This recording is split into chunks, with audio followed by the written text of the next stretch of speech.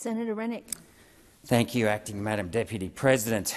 And I rise today to call out Labor for doing a deal with the devil in the Greens for agreeing to this plan. This plan is an utter disgrace. And all I can say is that the Labor Party of old, Ben Chiefeley, must be rolling in his grave. Must be rolling in his grave, because former Labor parties would actually build dams. And that's exactly what Ben Chiefeley did after World War II, when he actually used the Sovereign Powers Act of the Constitution under the National Defence Powers, and he actually undertook to build the Snowy Hydro Plan. And that plan took water from the Snowy River in southern New South Wales and Victoria and diverted it westwards so it could go into the Murray and the Murrumbidgee to basically start a food bowl in southern Australia, along the Murray-Darling, more so along the Murray Basin and the Murrumbidgee Basin, so that we could have irrigation and provide certainty to our farmers as to water supply. I mean, that was what you call nation-building vision. And yet here today we have a Labor Party in alliance with the Greens that actually want to destroy primary production in this country. So let's just go, and I'll take this. I notice we've got a South Australian senator in this chamber. Who actually knows what the current depth of Lake Alexandria in South Australia is? Does anyone know? I noticed Senator Grogan there was telling us that we didn't know what we were talking about. I'll tell you what the average depth of Lake Alexandria is. It's 0.85 metres, less than 3 feet deep. And yet this plan will take water out of the northern basins, including the Darling River, including the Murray and the Murrumbidgee, take water away from the farmers so that it can run all the way downstream to sit in the lower lakes at South Australia. And I'll tell you, Senator Grogan talks about we've got to store water, we've got to protect water for future generations.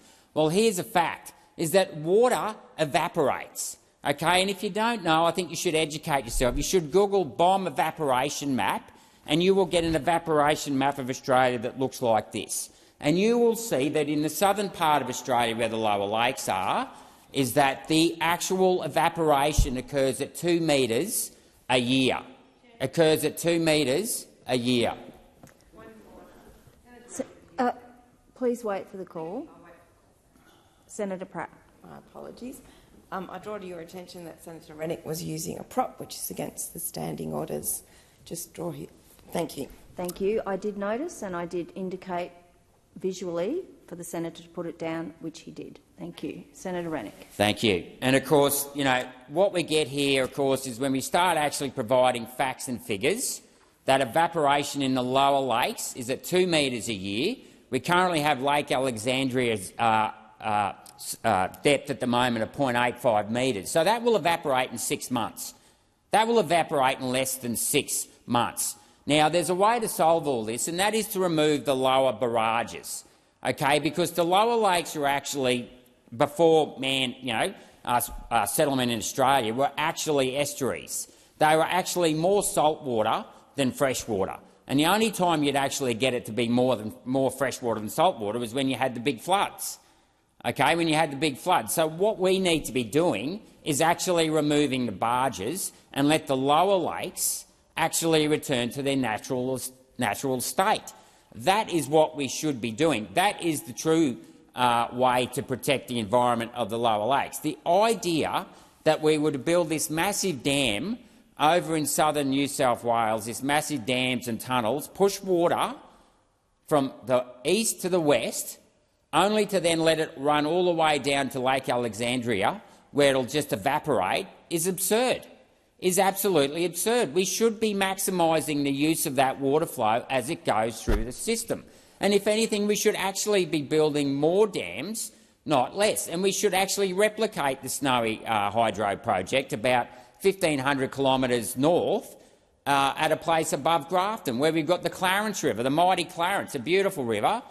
It runs for 200 kilometres from north to south, and then another 100 kilometres from south to north. So when it actually turns and runs out through Grafton and Yamba, you've got 300 kilometres of catchment of high rainfall. It's one of the few rivers in Australia on the eastern seaboard that actually runs north to south, parallel with the Great Dividing Range, so that it maintains its height. And all you've got to do is build a 10-kilometre tunnel to push that water in the Copeton Dam and get it out into the Gwydir. That is a much smarter idea than the other people will often talk about bringing water down from North Queensland into the southern basin. That won't work. There's way too much evaporation for that to get there. But if you really want to protect the environment and get more water into the Murray-Darling, why wouldn't you actually divert some of the waters, like Ben Chiefeley did, like the Labor Party did after World War II, like the real blue-collar Labor Party that is no longer exists? It's become this green Marxist ideology party of the elites rather than looking after the workers. Why wouldn't you divert the water from the Clarence into the Gwydir? And the beauty of the Gwydir is it comes in above the Macquarie Marshes. That's the other issue as well that not many people realise, is that a lot of water sits in the Macquarie Marshes. So you could actually keep more water in the Macquarie Marshes from the upper part of the Macquarie River, which actually, interestingly enough, starts at Bathurst and then runs all the way up to Bourke. But no, of course, that's not what the Labor Party and the Greens want to do. Rather than actually build this country, build more dams, and I mean this is the same party that has an immigration rate of 500,000 people a year. If you want to actually increase the population by that much through high immigration, you have to feed these people. You have to feed these people. So not only are they trying to actually overpopulate Australia, they're actually going to starve us at the same time, because we're trying to shut down the very food bowls that feed us. And that is the absurdity of this legislation, is that it is completely ineffectual. And then not only is it ineffectual, it's actually, through evaporation, it's actually going to destroy our very food bowl.